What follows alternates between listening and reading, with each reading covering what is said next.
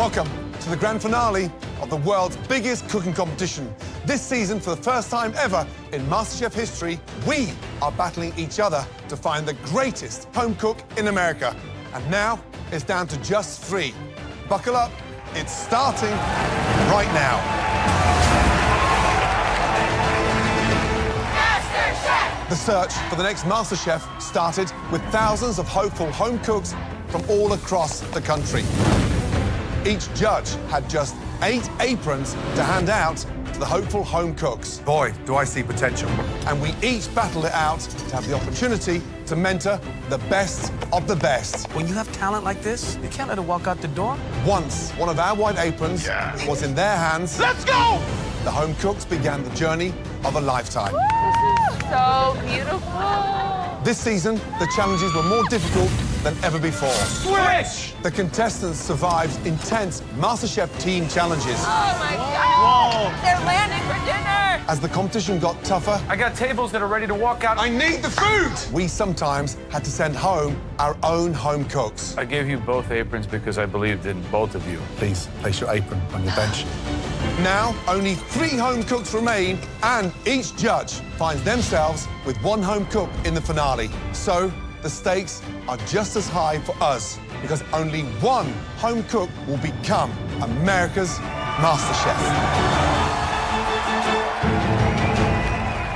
Now, last week the contestants were sent home to prepare for the finale, and we went to surprise them in their hometowns to make sure that they were on track to take home the trophy.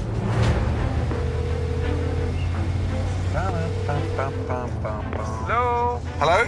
Hey. Are you both there? Hey, Gordon. I'm just rolling through downtown Nashville. What's happening with y'all? Hey, Joe, how's Music City, my friend? What's that noise in the background? Where are you? Yeah, I'm kind of in the swanky downtown part of Houston. I think you're lost. No. I should be at Caesar's house shortly. This is why we never let you drive. Because you're always getting lost. Rowan, pull it together and get to where you're going. Looks like I'm here, guys. About to visit America's next MasterChef. Talk to you later. Bye. Are you guys still there? Hello? Hello?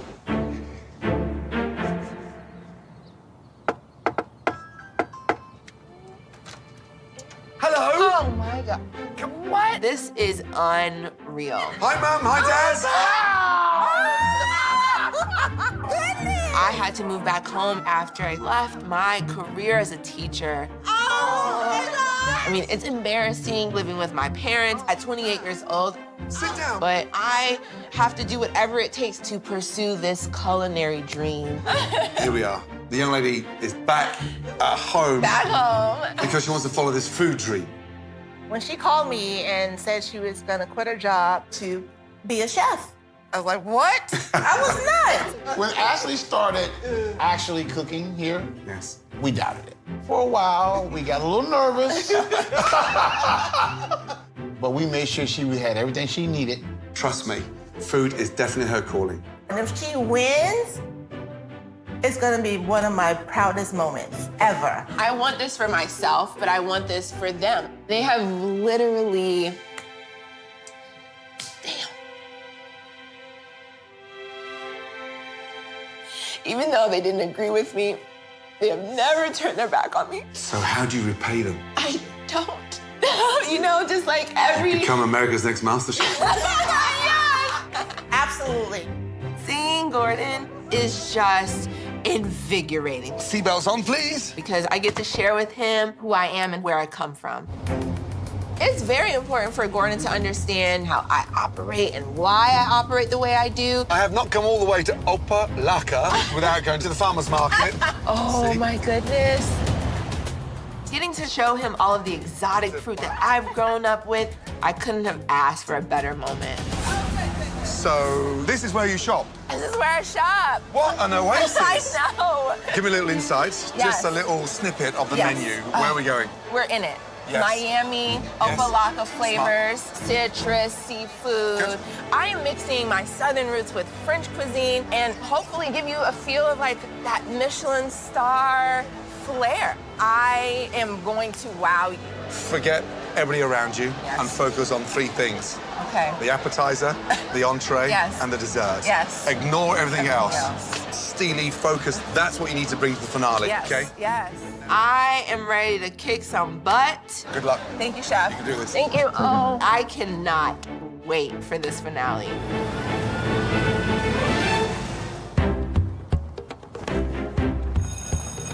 Today, I want you to write about a story that you plan to tell your children someday. Being back home has been amazing. To see my kids' faces for the first time in months, it means the world to me. Something that you've experienced, okay? Mr. Hurt, can I interrupt your class? Oh, my goodness. How are you? With the finale right around the corner, I've been cooking every single day. What's going on, guys? I've really been pushing myself to focus on plating so that I can bring that Masterchef trophy home.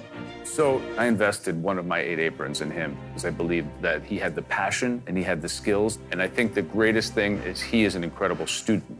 So I'd love to hear from some of you guys the impact that Mr. Hurt has had on you and your lives in this classroom. Like, when he came, I just thought he was gonna be like another teacher, but he actually was connecting with students. Like, he actually came to the basketball games. He'll leave his door open for students to come in during lunch and stuff like that. We don't really have that many male figures in the school. We can really relate to Mr. Hurt. His background is similar to mine. Just knowing how far he's come, I feel like I can achieve the same thing. My students, they grow up in these rough neighborhoods and rough communities. Well, guys, thanks for sharing your stories. I know where they come from. I've been there and I've done that. And so if I win the MasterChef title, I'm taking that money back and I'm going to open up a culinary institute to make sure that I give my students a chance so that they can better themselves.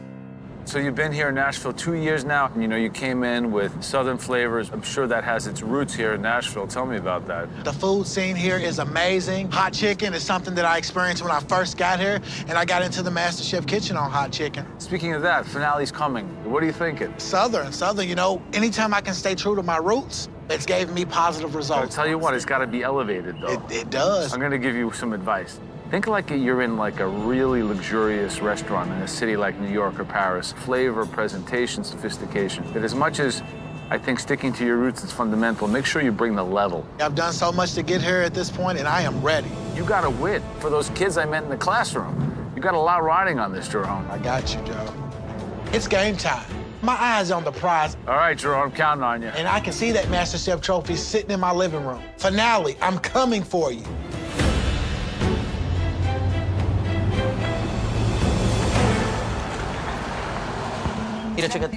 Boom. Boom. Food plays such a big role in my family. And my mom is the greatest source of inspiration in my culinary journey. Come in! Hola! I know my mom is beaming and excited to have our food and our culture represented in the finale.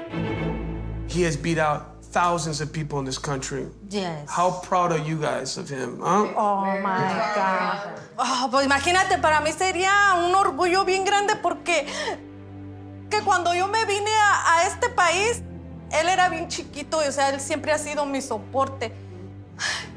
O sea, dejé mi familia, dejé a mis papás, dejé todo. Pero si él gana, valió la pena. Ya casi está ahí. She was a teacher in Mexico and she couldn't continue that career here because she stayed home to take care of us, which was the most important thing. She practically gave up her life to make sure we had a life. It's a huge deal. That's an honor and a huge deal, and I take it very seriously. That's why I want to make the best menu I can put together for that finale. So what are some of the thoughts? So I've been thinking something with duck, pato maybe as my entree. Chocolate definitely in the dessert, because, you know, Mexico, Aztecs, chocolate. It's the appetizer where I'm still a little iffy. Well, think about what is the basis of Mexican food. Yes, chef. And hopefully being home will allow you to get inspiration and love from the people that care about you the most, okay? Si se puede. Si se puede. Yeah. It's so refreshing to have my mentor here. I definitely needed that guidance. Thank you very much, everybody. I appreciate you guys so much. I only have one shot to get this right, so I'm focused, I'm determined. Bye, chef. I have to bring everything I have to take that trophy home.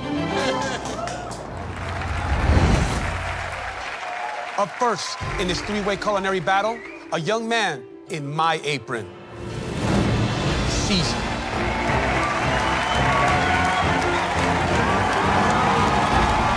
A 33-year-old high school English teacher from Houston, Texas. The first hurdle that stands in Caesar's way is a home cook that took my apron, my protege, Ashley. A 28-year-old professional grocery shopper from Opelika, Florida. And our final home cook, a young man that I have mentored through the entire competition, Jerome. A 25-year-old English teacher from Louisville, Kentucky.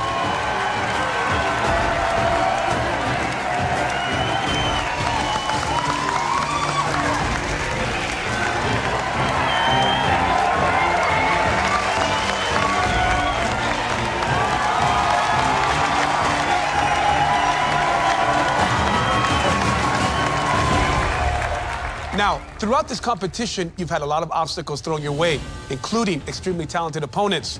But tonight, they've all returned to cheer you on. Much love.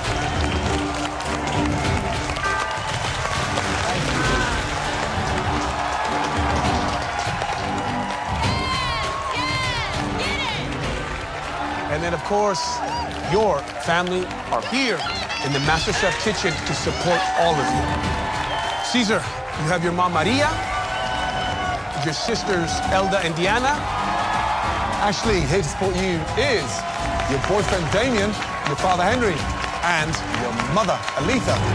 Jerome, here supporting you tonight is your fiancée, Brandy, your father, Christopher, and your grandma, Elizabeth. It's now time to put together the best three-course dinner you could ever dream of. One incredible appetizer, one stunning entree, and one delicious dessert. Your reputations and ours are on the line. This time, there are 3 judges that want to win. And that means we expect a 3-course masterpiece. You'll each have 10 minutes in the pantry to collect everything that you need to cook us the best 3-course dinner of your lives. Your time in the pantry starts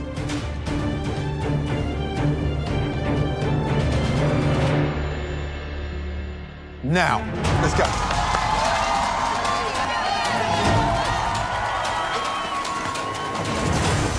This is the battle of the century. Raspberries. And my money is all on Jerron at this point. Smoked paprika. He's been the underdog since day one, but his passion and drive for how he cooks is the reason why he's here. I have no doubt in my mind that Jerron is gonna be the next Master Chef. Gotcha, thank you. There's only one person that is gonna win it all. I think it's Caesar. He's got the knife skills and the food knowledge. He has experience. Under this pressure, he's gonna be focused and he's gonna get it done and hopefully come out on top. I want Ashley to win. Come on, from Miami. If I couldn't take it, somebody from South Florida needs to bring this home. Collard greens. Ashley is a powerhouse. She has become so fierce in this kitchen, and that is the attitude that you need to take this trophy home. Let's go.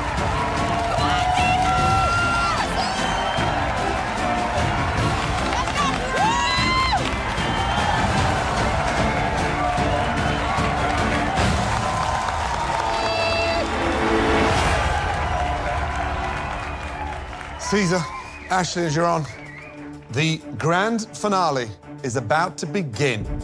And of course, it all starts with the appetizers. Caesar, what will you be making for your appetizer? I'll be preparing a squid ink infladita with lobster, dragon fruit salsa, and a roasted poblano sauce. Ashley, what will you be making for your appetizer? Tonight, I'm preparing a pan-seared red snapper with spicy conch salad, malanga fritters, and an ahi coconut sauce. Jerron, what are you gonna be making for your first course? Tonight, I'll be making a Nashville hot quail with a fingerling potato salad and poached quail eggs. This is it. You'll have just 1 hour to make us your amazing appetizers. 3 plates of each. Are you ready? Yes, Joe. Don't let us down. Your time starts now.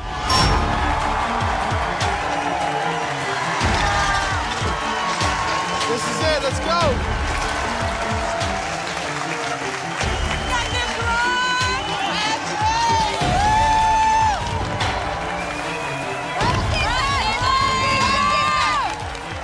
This is it. I mean, one of the most important nights of their culinary career. Also, a big night for us. For the first time, we are competing against each other. May the best judge win. We lit, baby. We lit.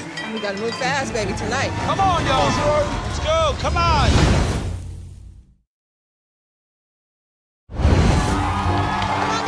Let's go. This is it, the MasterChef Grand Finale. Whip, whip, baby. Whip, whip. Heard that. This year, we're mentoring individual talent. Yes, we're highly competitive, but we're going to be judges to all three of them this evening. If your contestant or your contestant gives me the best dishes of the night, yes, I'm going to be with you in crowning them as America's next Master Chef. Jerome, he's doing Nashville hot quail. It's his audition dish that he's taking it from a chicken to a quail. Does he know how to cook a quail properly? He's never cooked a quail before. There we go. 30 seconds over the quail, it's going to be a dry quail.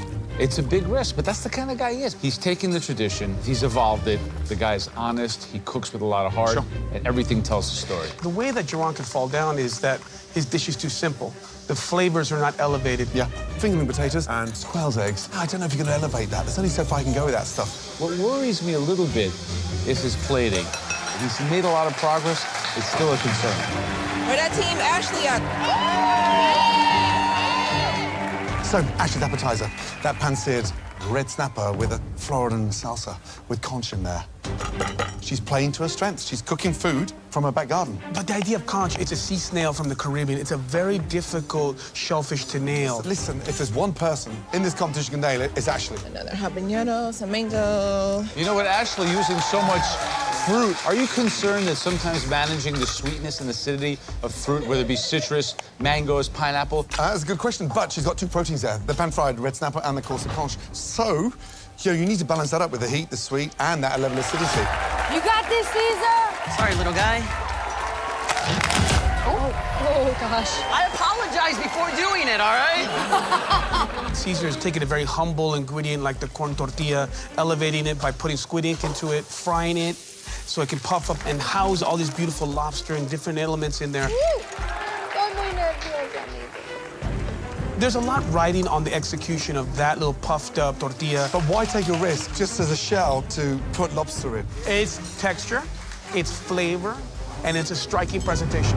It's made with squid ink. That seems kind of like really off the rails for me. Well, do they make squid ink pasta in Italy? They do, but they've done it for centuries. Have they made squid ink tortillas in Mexico for centuries? They have not. Okay. We have 15 minutes down. We have 45 minutes to go, guys. Come on.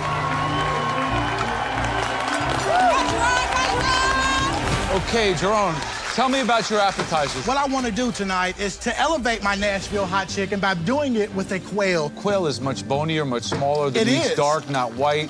Will it take the spice? Will it take the heat? Does it translate? Are you taking such a big risk with swapping out quail for chicken? Can you make it work? I can definitely make it work, and I'll let you be the judge of that. Eye on the prize, baby. I'm bringing it home for us, you know? We can go to Italy. You want to go to Italy with me? I do. I want to go, and you got to make sure your mother's there. It's tough. If we go to Italy to meet my mama, you have to pay because you'll be $250,000 richer, I think. I'll pay for you. You'll pay for me. I'll pay for you. Do you speak Italian, Jerome? I don't, but you know what? I'm a quick learner. I'll leave you one word. Buona fortuna, my friend. Good luck. Thank you. Thank you, Joe.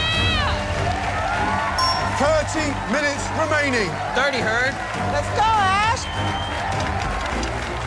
Right, young lady. Yes, chef. Give us an insight to the dish. Living in Opa-locka, you live around so many different cultures. My grandfather has roots in Bahamas, so that's where the conch salad representation is. I have an aunt who's Peruvian, so that's why the sauce has that theme. And then, you know, in Miami, you can get locally caught seafood all day, every day. So it's a representation of my childhood and my foundation in culinary. That skin on that snapper is delicious when it gets nice and crispy.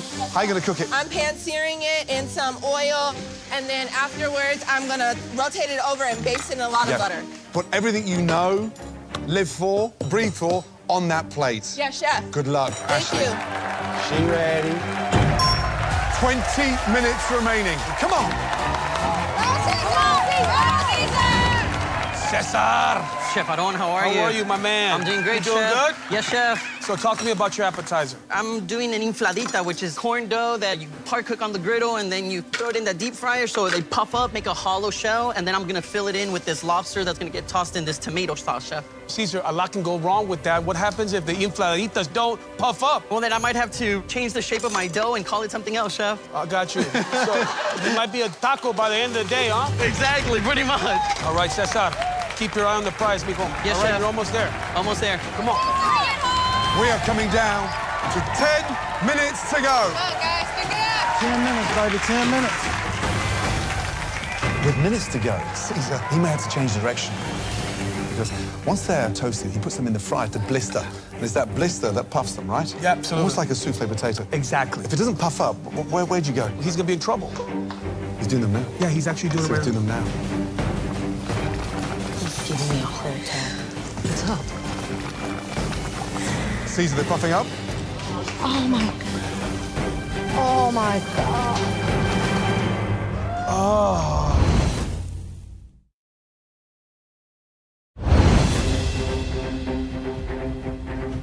If it doesn't puff up, where'd you go? He's gonna be in trouble. What's up? Caesar, they're puffing up. Oh, my God. Oh, my God. Oh, Caesar.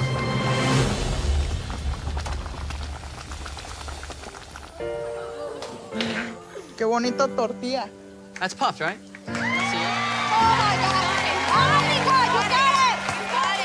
Do they collapse? No, not at all. As long as they have enough time to rest. Wow. Quail eggs, quail eggs, quail eggs, quail eggs. Where are they? There they go. Joe, here's the $250,000 question.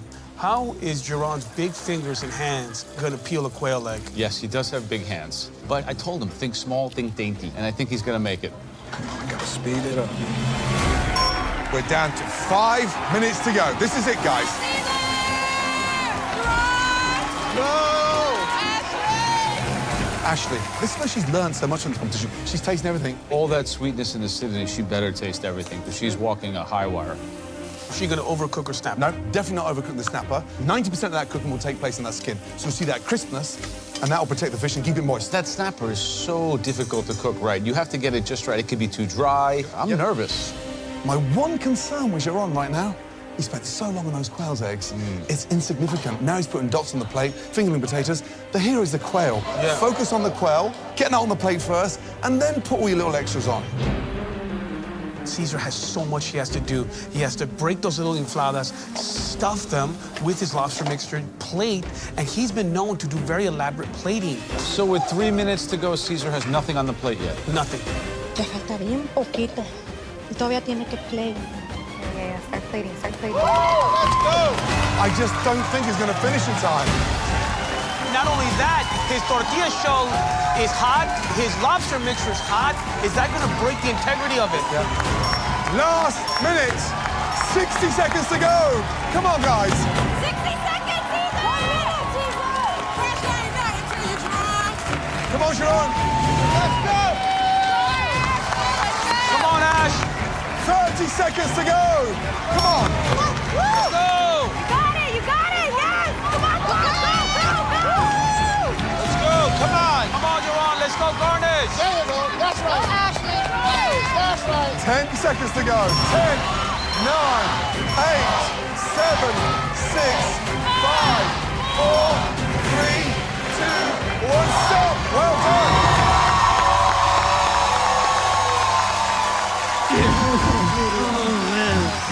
Well done. Oh, my God! Now, all three of you, please, very carefully, bring your appetizers down to the front.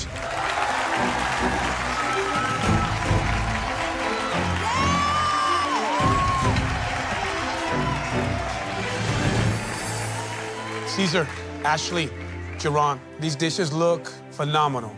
They're so unique and distinct. You have done us proud, and you've done yourselves proud. Please bring those stunning appetizers into the MasterChef restaurant. The appetizer round sets the bar for my three-course meal. And that's why I wanted to deliver on all cylinders. I'm representing Chef Gordon in this. And I didn't come to play it safe tonight. I really am going in with a lot of technique and a lot of skill set that I want the judges to see with this appetizer. Right, Ashley, please present us your appetizer.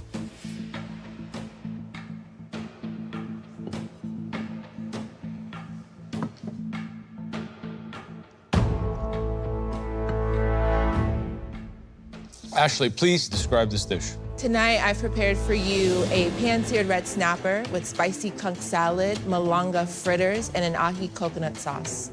This plate has a lot going on.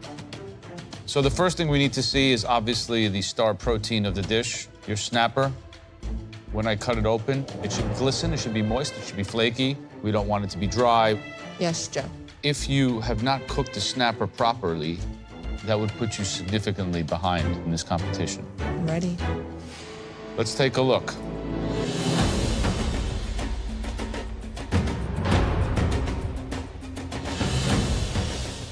I have to say, Ashley, this snapper for me is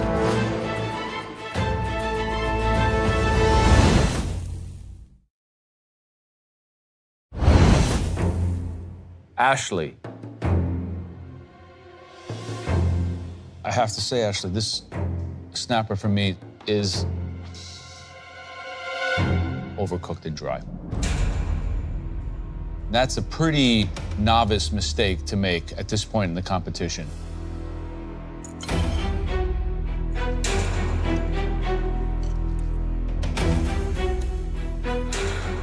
There's an incredible heat component in the fritter. What is that? Scotch bonnet.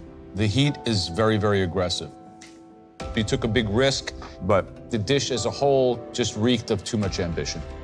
Ashley, I love your courageous nature of cooking. And I'm sorry, my colleagues have very European palates. That spice is perfect. It tastes like the sun, it's warm. And the cook on the snapper for me is good. It's right there, it's textbook. Really great job. Thank you. Ashley? Yes, chef. My fish was cooked beautifully. The seasoning's on point, fritters, delicious. But there's one issue with this. This coconut sauce, it broke. When you stick that amount of heat on top of a sauce like that, it'll break.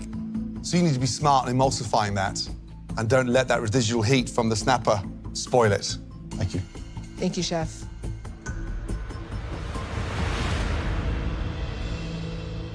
Next up, the young home cook that I chose to give my apron to, Caesar.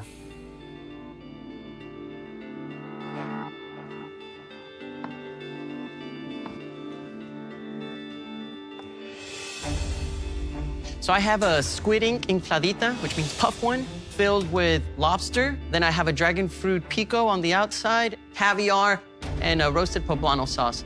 I'm always marveled by you. I'm inspired by the way that you view Mexican food in particular. My concern, very simply, is that did you put one element too much to overpower all these different flavors? No, I think everything I chose to go on there complements everything else, and I think I found balance in that plate.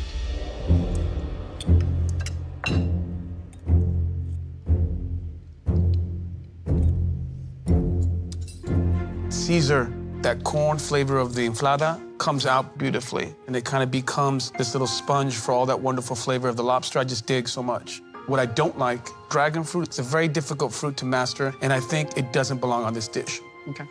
But really impressive. Thank you. I have to say, Caesar, this dish hits the standard of excellence in a plate. Thank you, Jim. The poblano has a nice, smoky richness. What really kind of makes this dish sing is that the lobster is cooked very well and seasoned really well. Excellent job. Very impressive. Thank you. I think Masterchef has just had their first UFL landing. Unidentified flying lobster. I mean, it looks like a spaceship, a very posh spaceship. But I love the ambition. You've nailed the lobster. Lobster's cooked beautifully, sweet. The roasted poblano sauce, the heat, it's just beautifully done. Caviar, big no-no. When you've got that heat, the last thing you want to go is that salty, expensive caviar. Okay, sure. But that squid ink in that tortilla, love the flavor, that saltiness from the sea, absolutely incredible. And you've taken it down a route that very few Mexican chefs would. Great job. Thank you. Good job, Sis. Next up, Jerome.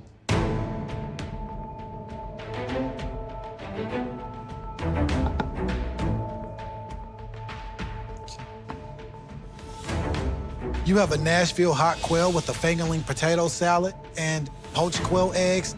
The dish is beautiful. It shows your journey. You know, my inspiration for tonight is family. The frying technique is something that my mom taught me, but I wanted to find a way to elevate that to restaurant quality. Jerome, I'm gonna take a bite of that quail. It needs to be moist, it needs to be spicy, it needs to be crispy. If all that happens on my palate, you have a dish that could win.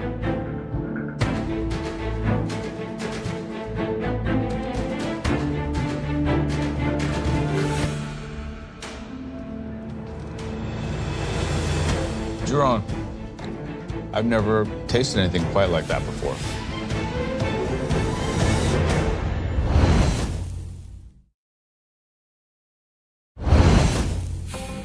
Jerome, I've never tasted anything quite like that before. This is kind of like perfection. The quail meat is flavorful. The batter is well seasoned. The spiciness of the Nashville hot sauce is spot on, perfect. There's so many different things going on this dish, and they're all really well done. My criticism would be perhaps it lacks the cohesiveness of one conceptualized appetizer. If you go down south and you have Nashville hot chicken, your options are a coleslaw or a potato salad. That's exactly what I wanted to provide you guys, a taste of me on a plate. You know, Jerome, I appreciate that. And you are so bound to that tradition that it's been great, and it's got you to here. But now, not everything has to be a strict reference to where you come from anymore. It's time for you to fly. I disagree with you, Joe. I think this is exactly what MasterChef is intended to do, to bring out the best in you with us helping you with technique. So this says so much about your evolution. I think frying is the lost art in the kitchen, and it's a true art, and I think you've done that. Fantastic job. Thank you, Chef. Jerome, I think you've done a great job. Quail's slightly gamey, the coating delicious. You've elevated a fast food, and you paid respect to your upbringing. I love the dish. Good job. Thank you. Good job. Thank you. So guys, an amazing start. Please head back to the kitchen. Entrees are up next.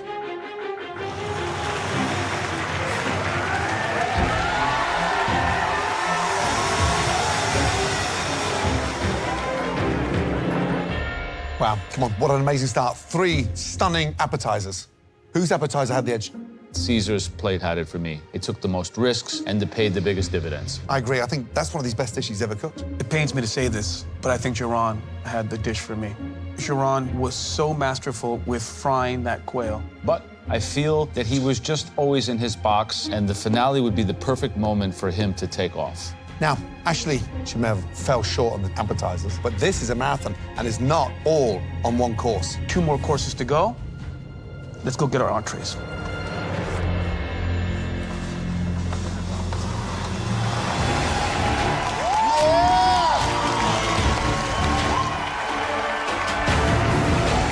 All 3 of you did an incredible job, but that was just the first course.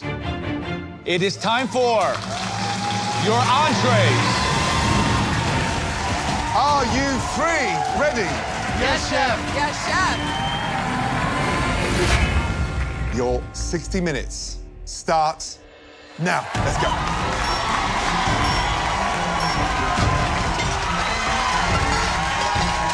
Right. This is it. Come on. Amazing. 3 of the best appetizers we've ever seen in the history of this competition. Now, we got to follow suit with incredible entrees. I'm really interested to see not only the dishes, but the progression of the menu at this point. You don't want to make lateral movements. Each course, take it up another level.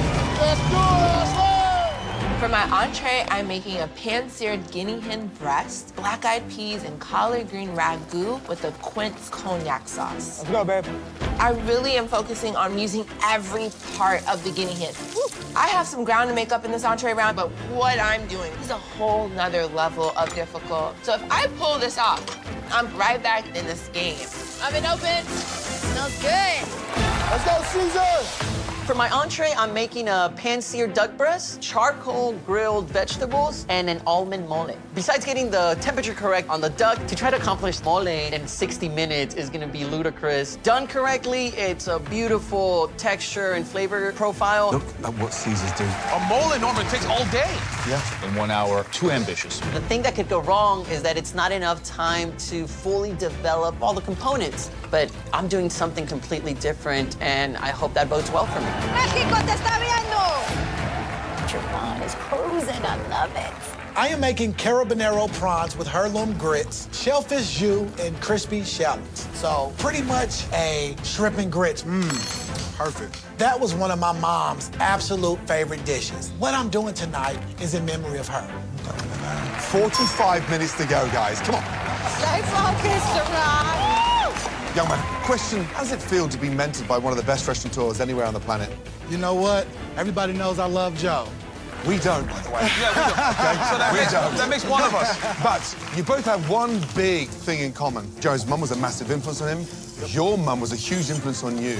Always. You know, when my mom passed away in the Last Supper that I had with her, she ordered shrimp and grits. And so, you know, it's only right for me to elevate a shrimp and grits dish. I live in the South, so I know it. How are you going to elevate to make it something beautiful? You know what, Chef? My presentation has been something that I've worked on constantly in this competition. And so I'm ready to show you guys how much I've grown and how much flavor I can put into a shrimp and grits in such little time. All right. Good luck, young man. You got this. Come on. Well done. Thank you.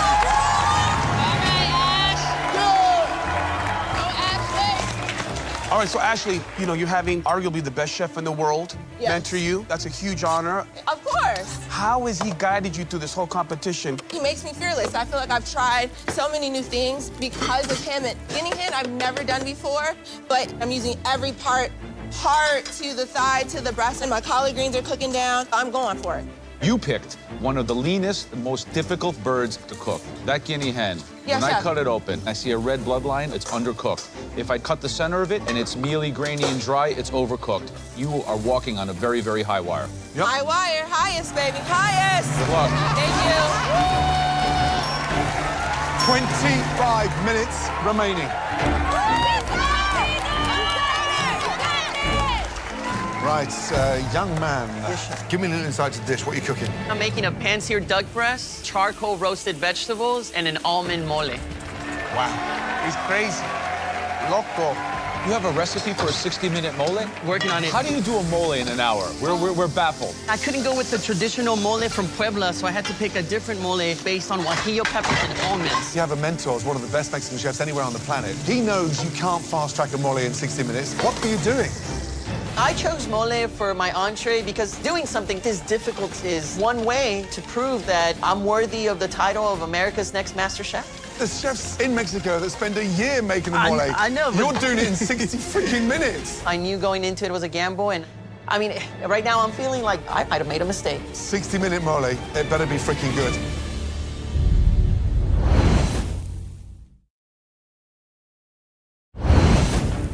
Caesar, there's chefs in Mexico that spend a year making the mole. I know, but... You're doing it in 60 freaking minutes. 60 minutes. It's ambitious, but if I want this title, those are the kind of moves that I have to make, Chef. Mama, what was he doing? Se ve bien, maravilloso. That's how good he is. You can do it. Hearing my mom and my sisters cry out from the balcony reminds me of why I chose mole to begin with. I'm here to make my family proud and make myself proud and showcase dishes that represent me and my upbringing and my roots and my home. Good luck, Caesar. Thank you, Sounds thank you, amazing. guys. Good luck. Let's go, babe. Let's go, girlie. We are down to the last 10 minutes. Let's go. Y'all got this. There's a lot at stake here. 3 really ambitious entrees. Jerome is doing basically elevated shrimp and grits, right? Dude, those prawns look amazing. The color's gorgeous. My big question about Jerome's entrees, can you elevate it? Yep. Very few chefs in this country have taken that to the Premier League. But, come on, the last meal with his mum, the dish that she ordered, he's replicating that dish out of respect for her. Talk about somebody that's working with lots of heart. So Ashley's making a pan-seared guinea hen. That's going to be sat on a puree of black-eyed peas with those incredible collard greens. So she's bringing that French influence into the deep south. Yeah. But guinea hen are wild birds. It's a little bit gamey, a little bit richer, less fat, so difficult protein to cook. Come on, Caesar. That manic mailman speed. My big worry tonight for the entrees has to be Caesar.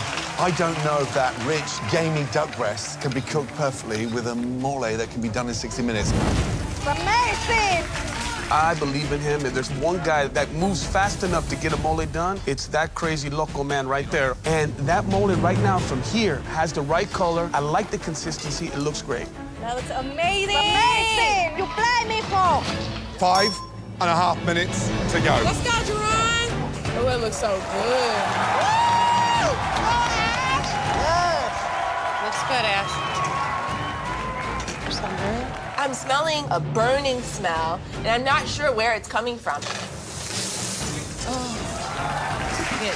I peek into my collard greens, and they are burnt. You're doing the collard greens, right? I'm having a panic attack. I can't have any mistakes on the plate like I did in my appetizer round. We're down to 4 minutes to go, guys. Ashley might be a little behind. Is she redoing it? I think so, looks like it. Come on. She's cooking collard greens twice. Oh, my Lord. Come on, Ashley, let's go. You can do it. She's crazy. That's Ashley for you. Oh, my God. 3 minutes to go. This is it, guys. Start plating. Come on. Plating. Come on, baby. Here we go. Ash, you've got to start plating, don't you? Ashley, come on, girl. I'm coming. Girl, what are you doing? We don't have time for this. Forget about the greens. Start plating. Guys, I don't think Ashley's going to make it. Minutes to go, and she hasn't even finished cooking. Next time, This is it. the world's biggest cooking competition continues. Come on, Caesar. Come on, baby. As the 3 best home cooks in America You got it, Jerome. Let's go. battle it out Ashley. You got it, girl. over the final 2 courses. Only one It's exceptional. will walk away I love it. with $250,000 My God. Perfection. and the Masterchef title. The